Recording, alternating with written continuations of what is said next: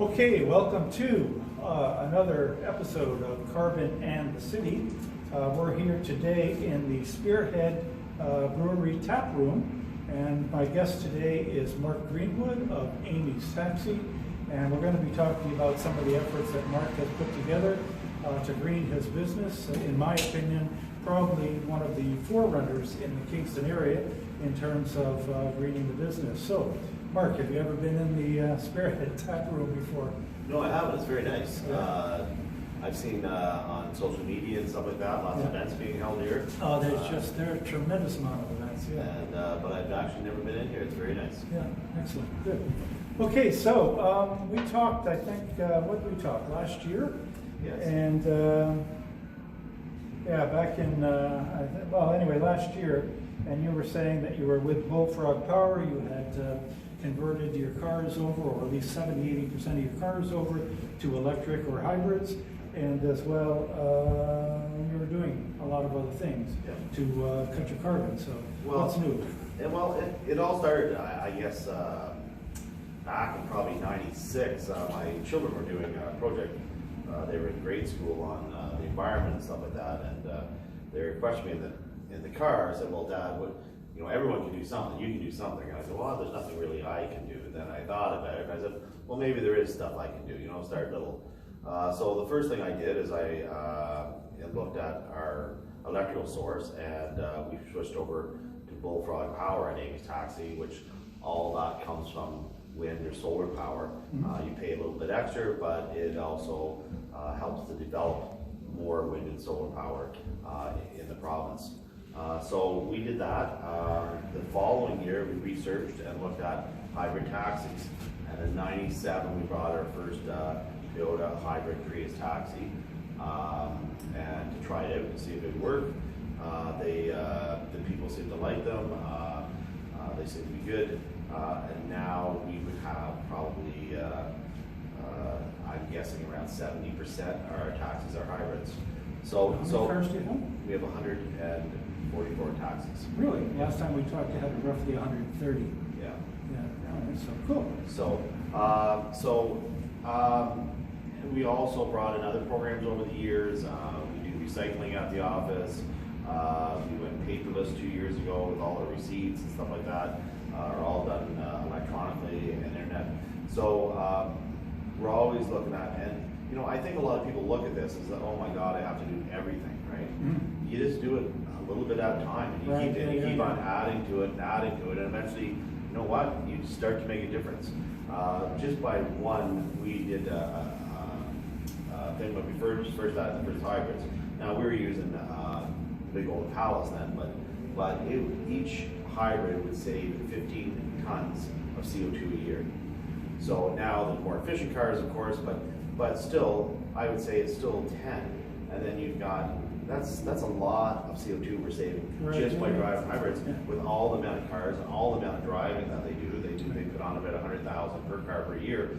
So that's like 5 people, 5 cars, because most people put on 20. So, it turns out to be, big. But you start off small. You start off with a simple thing, right? And then you add to that, and then you add to that. And your cars are on the road 24 hours a day? Most of the time, Most of the time, yeah. So one driver comes in, another driver goes out. Yep. And that's amazing. Yep. That's no doubt. That's if you're yeah, exactly. So my calculations over the years, I've figured out all kinds of for different businesses, figured out the carbon footprint.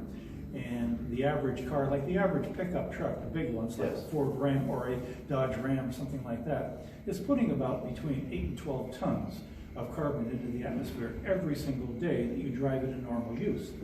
And if you're driving it more than normal use, you're putting a lot more than that. So a car like an Impala, something like that, driving it 24 hours a day, for sure, 15 tons, if not more, in a year. And so to cut that back, and I think that's where a lot of people don't understand that you can cut your carbon in the normal course of business. In your case, you got to have cars anyway. Yes. So they might as well be something that's not polluting carbon. And they also have to be, to be fair, they also have to be economical. They also have to, they also have to make economical sense.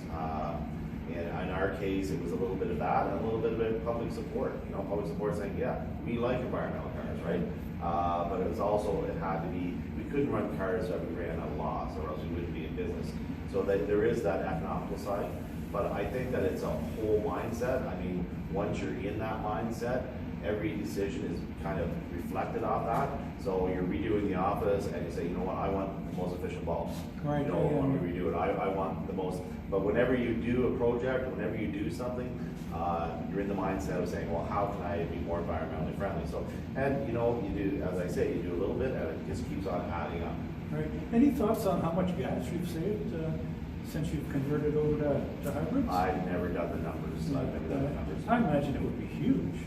Yes, it would. Oh, it is substantial. I think in '97 or '98, I did actually do the numbers on it, and it was substantial. I can't remember the exact amount, but I think it was literally half, or maybe more. Mm-hmm. I think at that time we were at a ship. We were filling up a Impala, which had a big tank. And I think it was like $60 or $65 to fill a tank, and it was like $12 for the Prius. And that was in '96. 97 or 98. 97, yeah. Yeah. So now, to do the same thing with an Impala. Yeah. Yeah. Yeah, the Impalas are long gone. Yeah. Even the newer cars that aren't hybrids are much more efficient, but I only have numbers based on way back then. Yeah. So 144 cars, 70% of them are hybrids. Yes. Excellent.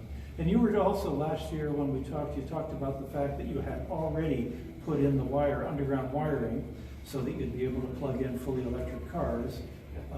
And that just goes back to the same thing. We redid our back lot, we leveled it, and paved it, and did all the stuff. But when we did that, we were thinking of the future. We were thinking of environmentally. We said, you know what, we're going to run the wires back there, the heavy-duty wires. Mm-hmm. So in the future, when electric cars become economical or feasible, we're ready to go. We've got the wiring already in the ground.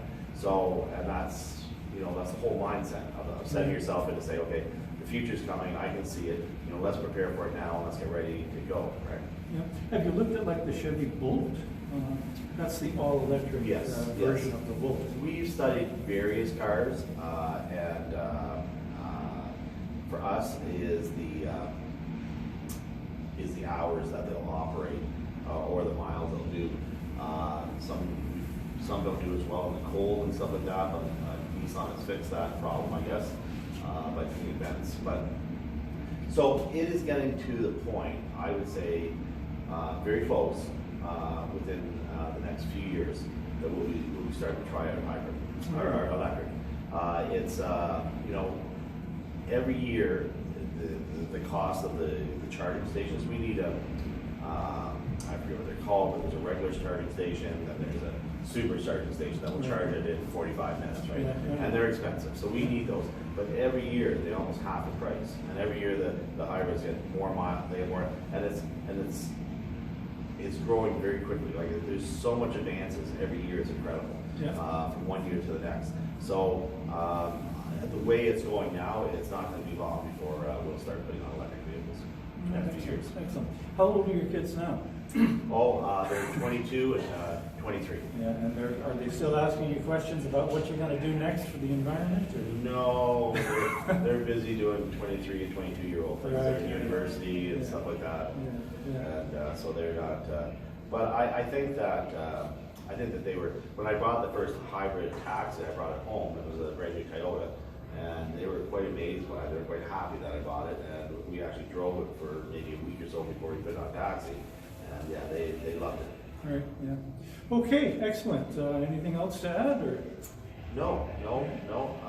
Yeah, I just want to say that if you're a business person or you're even someone at home, I mean, you don't have to replace all your light bulbs at one time and spend $3,000. When a light bulb goes out, put it in an efficient one. Right. And so people often think, well, I have to do everything at once. Yep. But if you just do it at a time, and everyone does it in an affordable way, then we can all add to saving the environment. And you've been working on this since 1998. Yes. Yeah, so, all right, excellent.